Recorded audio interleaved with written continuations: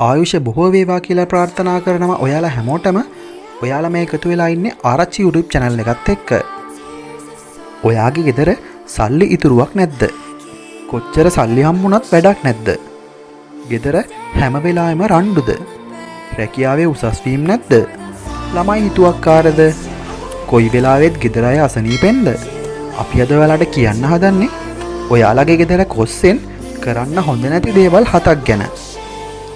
ඔයා දැනටමත් මේ වගේ එකක් හරි කරනවා නම් පොඩි ඉල්ලීමක් තියෙනවා මේ දේවල් කරන්න එපා. ඔයා දැනටමත් මේ දේවල් කරනවා නම් නොකර ඉඳලා බලන්න වෙනස ඔයාටම තේරෙයි. නිවස සහ අනෙකුත් සෑම තැනකම අපගේ එදිනෙදා කටයුතු වල වැදගත්ම හරය වෙන්නේ පිරිසිදුකම. ගෙදර කොස්ස වාස්තු සහ ආධ්‍යාත්මික වශයෙන් ඊටාම වැදගත් කියලා ඔයා කවදාවත් හිතන්න නැතුව ඇති.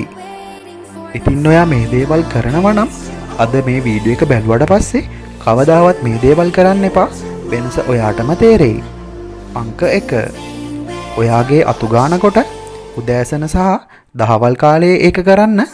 හවස් වරුවේ සහ රාත්‍රී කාලයේ ගේ අතු ගන්න එපා. අංක 2. නිවසේ සතුට අඩු කරන නිසා හෝ අසමගි තත්ත්වයන් වැඩි කරන නිසා කොස්ස ප්‍රධාන දොර ළඟ තියන්න එපා. අංක 3. කිසි විටකත් කොස්ස විවෘත අවකාශයේ තියන්න එපා. සැඟවුණු ස්ථානයක තියන්න. අංක 4. කිසි විටකත් කොස්සෙන් කෘමියෙකු හෝ සතෙකු මරන්න එපා. අංක 5. ඔයාගේ අතුගාන කොස්ස පාගන්න එපා. අංක 6. නිවසේ සිටින පවුලේ සමාජිකයන්ට කරදර ඇති කරන නිසා කුස්සියේ කොස්ස තියන්න එපා. කොස්ස නිවස පිටුපස එලි මහනේ තියන්න. අංක 7. කිසි විටකත් කොස්ස හිටගෙන ඉන්න ඉරියව්වේ තියන්න එපා. කොස්ස බිම හාන්සි වෙලා ඉන්න ඉරියව්වේ තියන්න.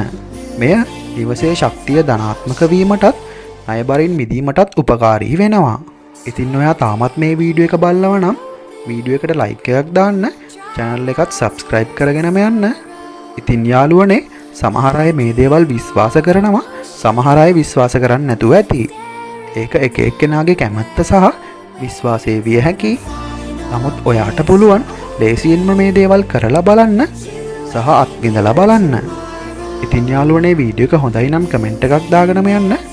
එහෙනම් අපි ගිහිල්ලා එන්නම්. බාගෙට කාපු මාර බිස්කට් එකක් වගේ hina වෙලා ඉන්න.